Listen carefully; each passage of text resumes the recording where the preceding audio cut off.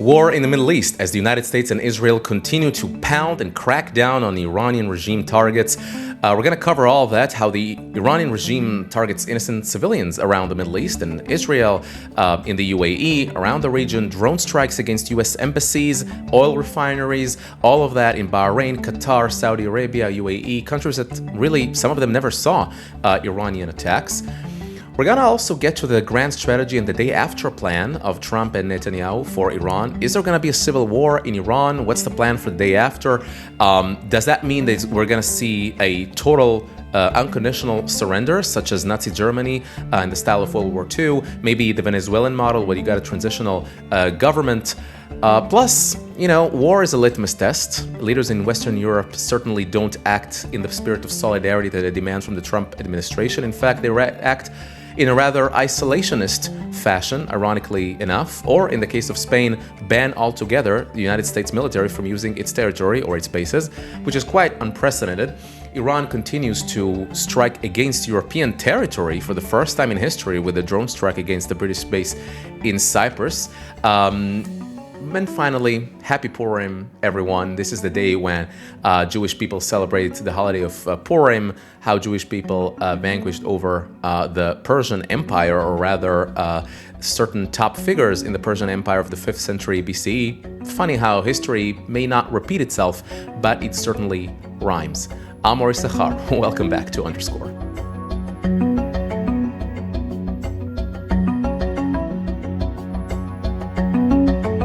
Don't miss a moment. Hit the subscribe button right now and be the first to watch the next episode.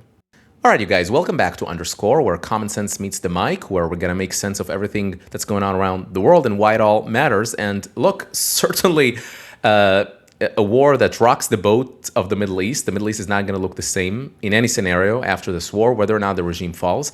There are good indications that the regime is going to fall, but let's just have a quick look at the picture in Iran. Dozens of top regime officials in Iran have been targeted and killed in the first few seconds to the attack by the Israeli Air Force, reportedly in several different locations. We got the American news media who reports how there are inside the bunker of the supreme leader. There was this high-level meeting on Saturday morning. The intel got the word, and they decided to launch the attack at the same time. So the leader, Ali Khamenei, who has been ruling Iran for the past almost 40 years, has been killed, and quite an unprecedented move, I have to say, to eliminate a head of state. We're going to get to that.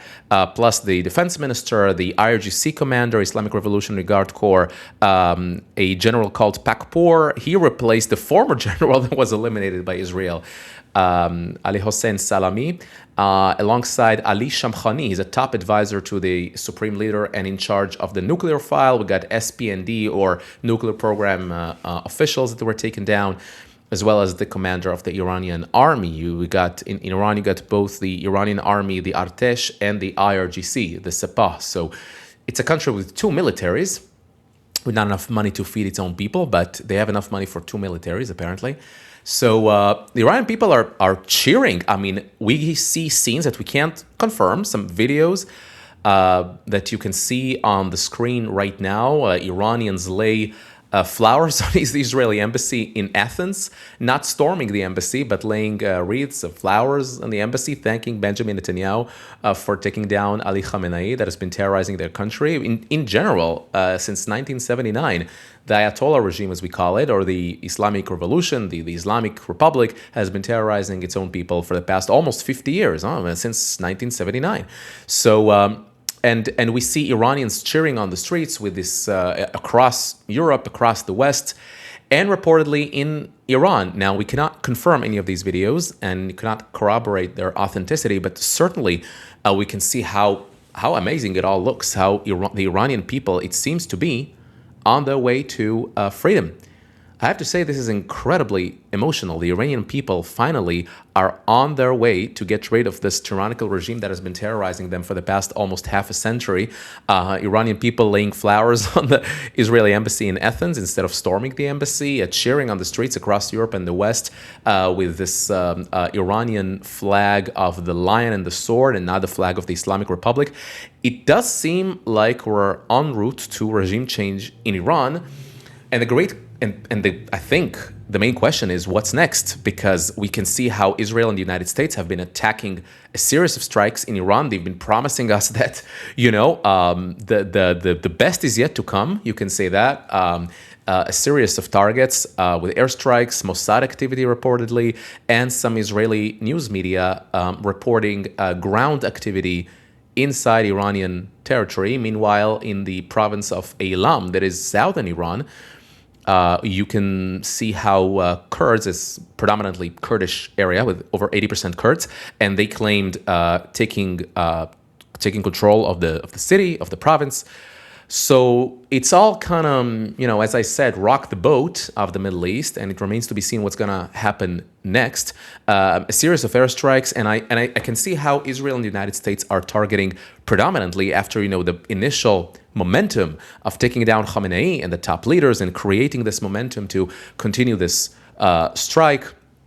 The big aces are eliminated in the very first few seconds, and then the shock and awe campaign by the United States and Israel really show how vulnerable Iran was, really how shocked they are, how weak they are, especially since the June war, where they lost much of their air defenses, and the system has not quite figured out its way, and now has discombobulated the system even more. And so Iran has been responding quite ruthlessly with launching missile and drone attacks against Israel, killing several people, including 3 siblings from the same family, 16-year-old, 15-year-old, and 13-year-old boys and girls. This is especially heinous on the part of the regime, deliberately targeting civilians.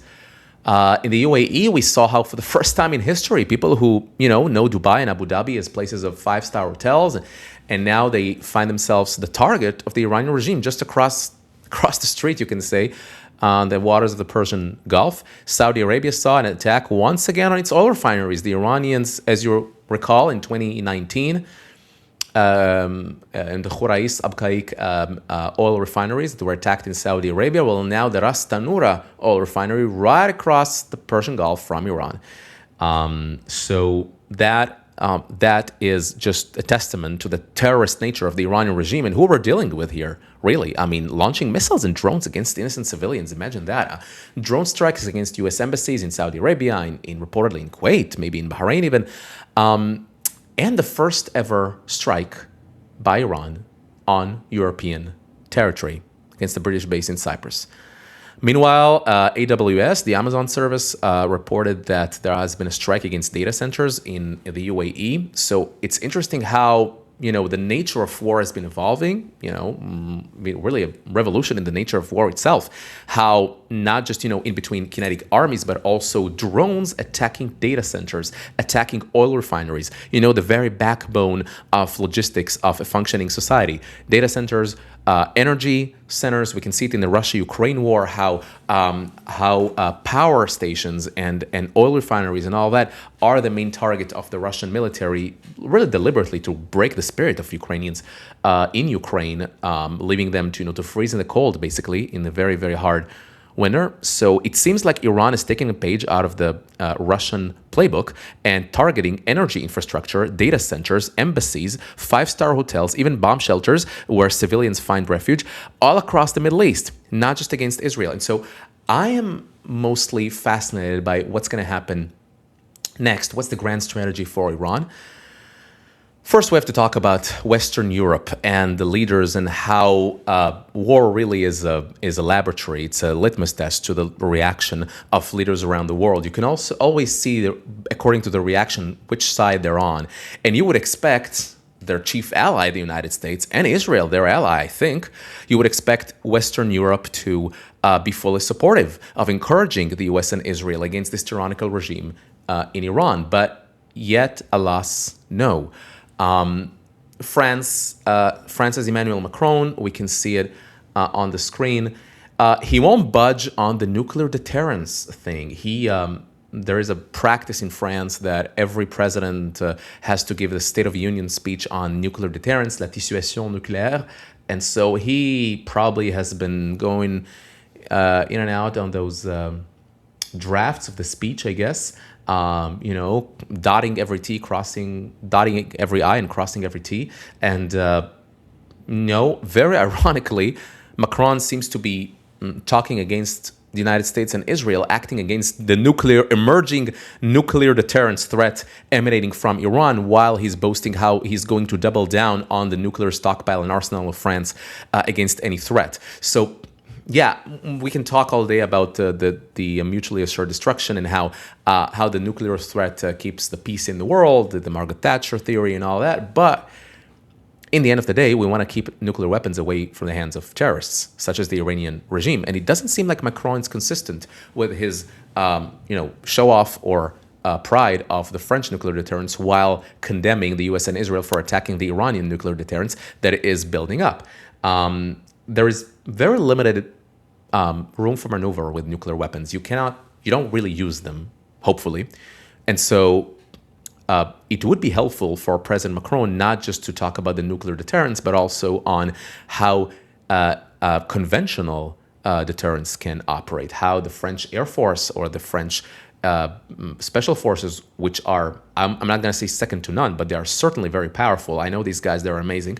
So I don't know if this government in France is really representative of the might of the French military as it can be shown, nor does it really use its role in NATO. It's very ironic that France, the UK, all these countries in Western Europe are really preaching to the United States, lecturing the United States, that it has to maintain the spirit of solidarity in NATO. We cannot be isolationist. We're all part of the same Western alliance and solidarity. Only that once the United States and Israel are taking on Iran, the first thing France and the UK do is condemn them, refuse to assist, immediately go out, like in Starmer's case, and say, we had nothing to do with it, we are not involved. There are talks of France and the UK maybe joining in a defensive capability to the operation, to the war. I'm not sure what that means exactly. And Spain, the Sanchez government in Spain, has gone the extra mile, banning altogether American use of their naval bases and other bases en route to Iran. And so if I were President Trump, I would say, hang on, I've been paying these guys for years. We recently demanded them, and finally, they agreed to up their defense commitment to 5% of GDP. And then when I take an extremely significant move against Iran, they won't even join me. On the other, not only that, they go full-blown condemning me for acting against Iran, which is primarily a threat to Europe, not the United States. And so this is this upside world where the UAE has been condemning Iran unequivocally. Bahrain, Qatar, a country that goes hand in hand with Iran for years, have been condemning Iran unequivocally. Saudi Arabia, not only condemning, but reportedly pushing Trump to attack Iran and reportedly maybe joining the war militarily. So Israel and the United States find themselves on the same page with the Arab world, while Western Europe is acting as if, well, we have nothing to do with it. We want, let's all de-escalate and go back to the table of negotiations. Yeah, well, that may happen with countries that respect international law and respect rules of engagement, such as, the United States, Israel, European countries, not in the case of Iran. You cannot find a dictatorship with your hands tied behind your back. And so Iran is not a normal country, nor so it shouldn't be treated as a normal country, at least in the case of this regime and the way it's treating its own people. And so what I'm going to show you, first of all, is the reaction by Emmanuel Macron of France. He is incredibly silent on these Iranian attacks on innocent civilians around the Middle East. He's very quick to condemn every single fake news report coming out of Gaza in the case of the Hamas news. And claiming that Israel bombed the school, Israel bombed the hospital. Oh, sorry, later to be confirmed that it was actually fake news, disinformation by Hamas, also taking a page out of Iran's book and in turn of the Soviets and Russians and Chinese book. And he's incredibly silent, AWOL, nowhere to be found, as Iranian drones kill civilians in Israel, the UAE, Bahrain, crashing near the Burj Khalifa in Dubai, targeting U.S. embassies. It's supposed to be our ally, man. It's supposed to be your ally, targeting a Saudi oil refineries. Nothing. His drone crashed on 5-star hotels in Dubai. Not a single word. And entire families are being wiped out in Israel. Not a single word. But he's very quick to react on anything coming out of Gaza, which makes me wonder, really bewildering. What is this guy thinking? But look at this, the way Macron frames it. It's all about the framing, as you know. The outbreak of war between the United States, Israel, and Iran carries grave consequences for international peace and security. I wonder why. At this decisive moment, every measure is being taken to ensure the security of our national territory, our citizens, and our interests in the Middle East. Well, it's all about us, isn't it? France also stands ready to deploy the necessary resources, sure. The ongoing escalation is dangerous for all. It must stop. The Iranian regime must understand that now it's no other option but engage in good faith in negotiations. Who are you kidding, Emmanuel Macron? Engage in good faith in negotiations? This is a terrorist regime. What are you talking about? It's killed French soldiers and French civilians. What are you talking about? It launched the October 7 attacks against Israel, where dozens of French citizens were murdered and taken hostage to Gaza. French soldiers died in Beirut in those barrack bombings in the early 1980s. Iran tried to assassinate former Vice President Mike Pence in Paris. What are you talking about? Engage in good faith negotiations? How about you tell the United States, yeah, go get him. Go get him. I'm sick and tired of this Iranian regime wreaking havoc around the region. And I, Emmanuel Macron, understand that so long as this regime is in place, there is never going to be stability in the Middle East. But hell, no. Alas, no. And so this sort of sanitized, between all sides announcement is it's not surprising the way Western European leaders react, but it's certainly disappointing. How about Ursula von der Leyen, the president of the European Commission, going on and on? She wouldn't budge on resilience and solidarity. And then notice what she's doing here. She's mentioning every single leader in the Middle East and how she unequivocally condemns, to her credit, the Iranian attacks on their territory. I'm going to let you guess which particular country she didn't call by name. Good phone call with Erdogan, a tyrannical dictator in Turkey. The instability in the region impacts us both profoundly, blah, blah. I spoke with His Majesty, the Sultan of Oman. I strongly condemned the Iranian attacks on Oman's territory. The Iranian strikes in Manama, Bahrain, were unjustified and unacceptable. I expressed my full solidarity with the people of Bahrain. I just spoke with the Crown Prince Mohammed bin Salman of Saudi Arabia. As our strategic partner, we will work closely with you to de-escalate and safeguard regional stability. You can count on our full support in those turbulent times. Phone call with Sheikh Tamim bin Hamad Al Thani of Qatar. Qatar can count on strong European solidarity. I just spoke with King Abdullah of Jordan. This afternoon, I was in touch with President this, President that, naming Isaac Herzog, the Israeli president, mostly has ceremonial role, all together with like a conference call together with Merz and some other world leaders to discuss the situation. So let me get this straight. Israel gets attacked by hundreds of Iranian missiles and drones. Innocent civilians get murdered, and you have nothing to say. You only say before it all happened, well, I discussed with the president, with some other people about the developments in the region, whatever. Every single other country, Qatar, Bahrain, Saudi Arabia, Oman, Jordan, all these countries, you say, you can count on our full support. Strategic partners, we unequivocally condemn these heinous attacks by Iran on your territory. When it comes to Israel, crickets. And so you begin to wonder, where is this all going? And I want to juxtapose it in such a profound way with the way the Americans are talking, which is amazing. President Trump, I want to thank Israel for what they're doing. I'm paraphrasing here, but they said, the American military is second to none. We're gonna show the Iranian people what the full might of the American military. Marco Rubio, same thing. We cannot tolerate the Iranian nuclear threat, ballistic missile threat. Trump, I want to hear the magic words. We'll never have a nuclear weapon. Pete Hegseth, the U.S. Secretary of War, praised Israel as a great ally and a capable partner. Notice the words, capable. Contrasting it with Western Europe. Capable partner. It contrasted Israel with many traditional allies who whine and call for an end to the war. Again, many traditional allies, I'm assuming Western Europe, who whine and call for an end to the war. Well, I think the Americans understand exactly what's going on here. Israel is not only a capable partner, but as the U.S. National Security stated a few short months ago, naming Israel particularly the one country that was named model ally. Model ally, meaning that Israel is projecting regional power. It carries out strikes, military strikes, but also it projects power in a way that is pro-American and advances American interests in the region. So we don't have to only call for the help of Washington like many countries do. Hello, Donald Trump, how about you rescue us? How about you put U.S. boots on the ground? No, Israel is acting in self-defense and has an incredibly able military. Right now, the Israeli Air Force, Mossad, the intelligence, many types of forces. Right now, the ground incursion in Lebanon. It is quite astounding what Israel has been able to accomplish over the past few days. And it is a tiny country of 10 million people against a huge country like Iran with 92 million people.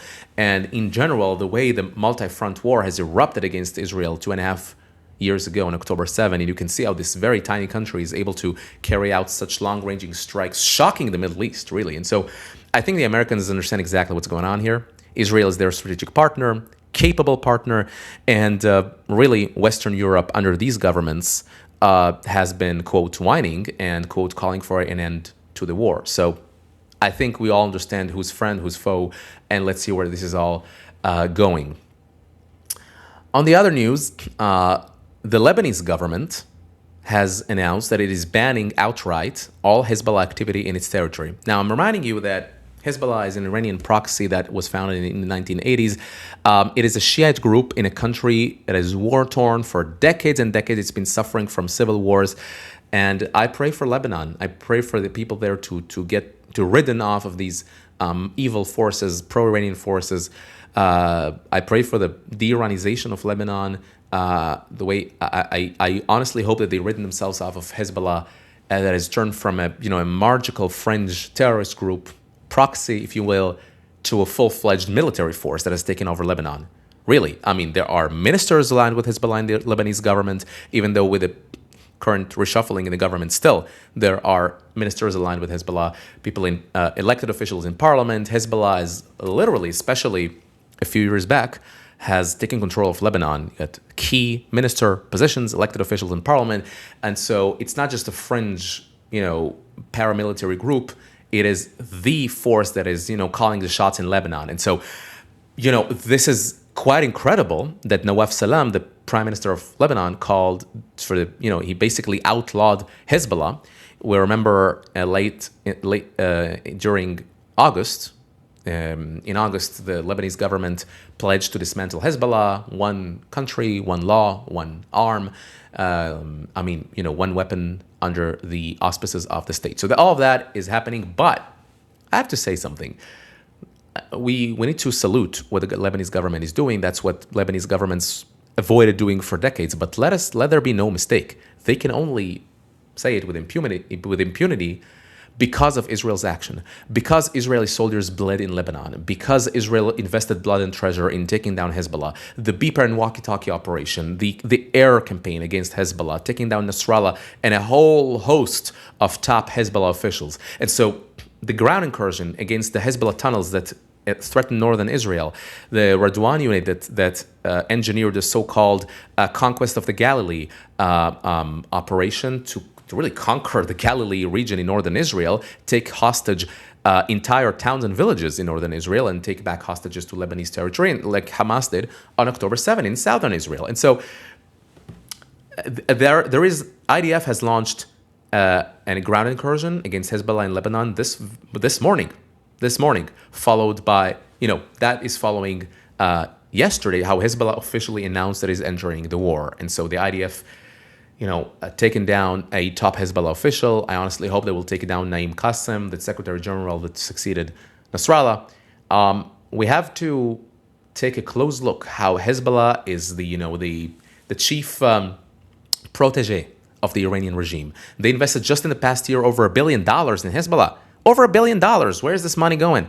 not to the Iranian people, to military campaigns around the region and bring entire countries like Lebanon to ruins and attack innocent Israeli civilians, including Arabs, including Druze. So all of that is quite shocking to see how Western Europe fails to understand this basic reality.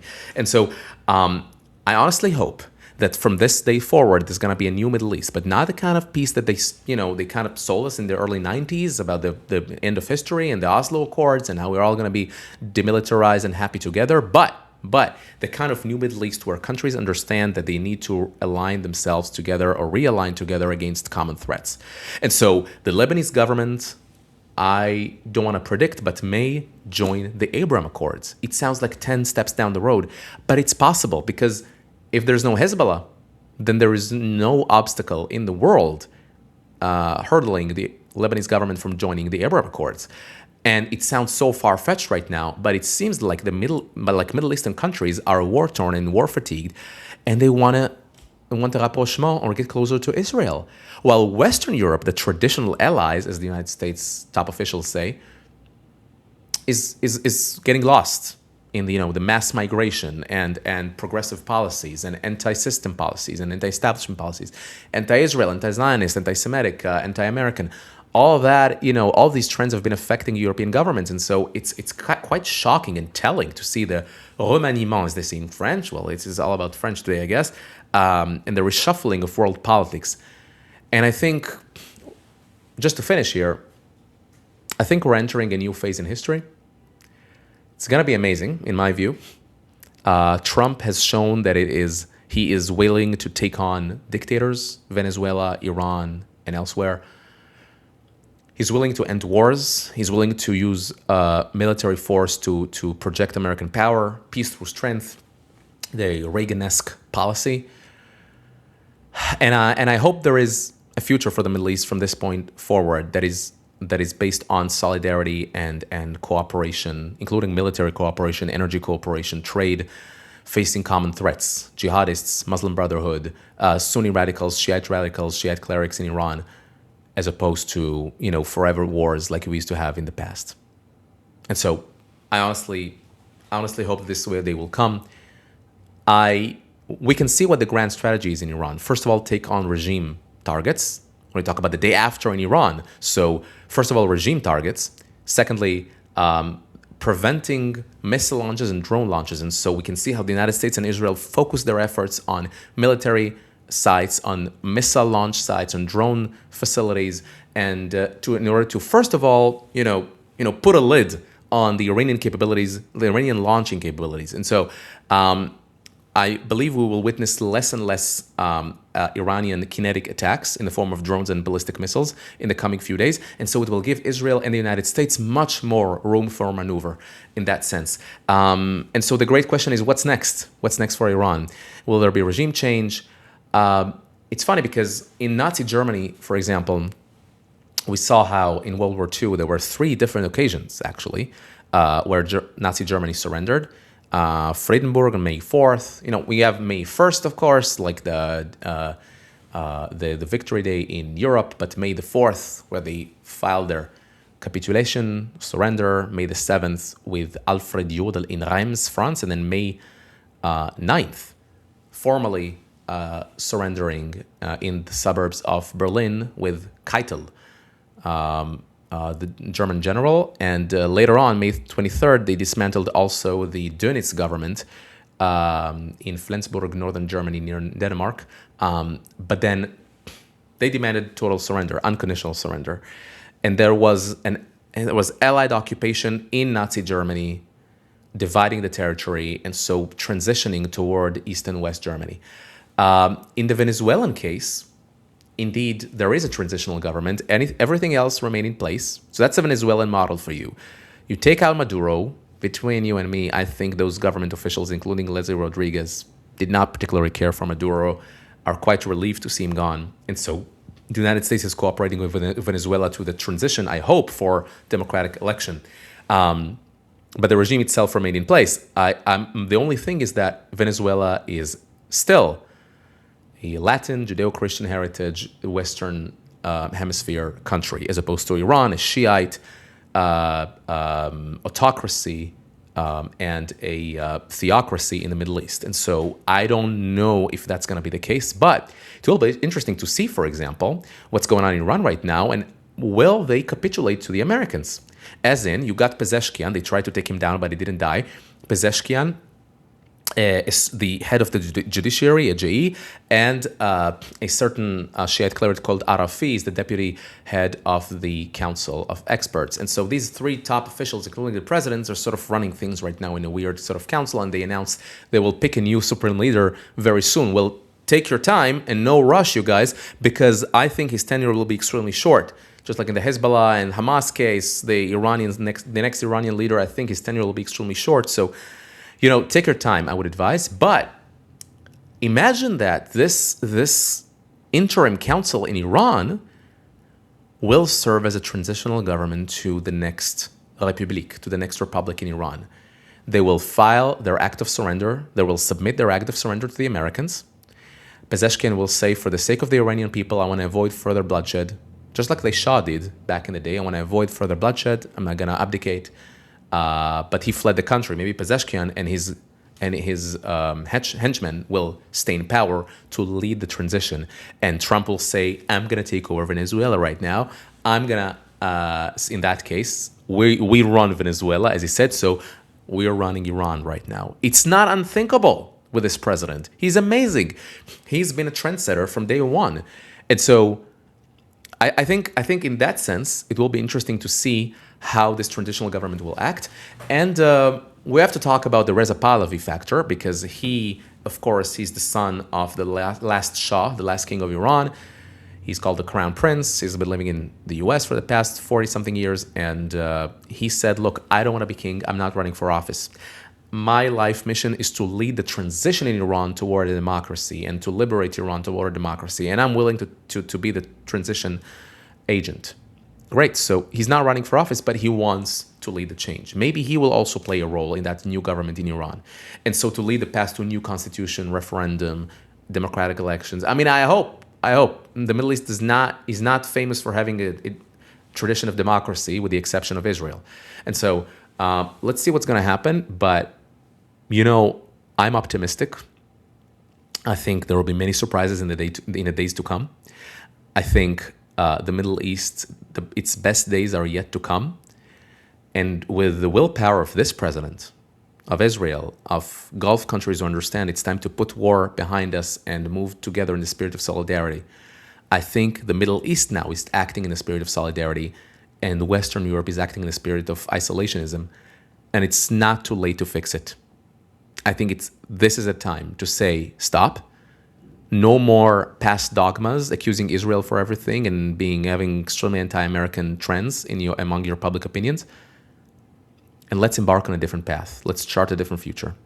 And I hope from this day forward, Iran will be free, the Middle East will be free. We'll see the expansion of the Abraham Accords. Now that the Iranian regime will be gone, between Israel and Saudi Arabia and many other Arab countries, we're going to see trade routes, energy routes, even security cooperation between Israel and the Arab world, which is unthinkable, which was unthinkable a few years ago. Just a few years ago, it was unthinkable. And so I honestly believe that we're going to see a new Middle East, but for real, based on security and shared interests. Don't forget to subscribe, and see you in the next episode.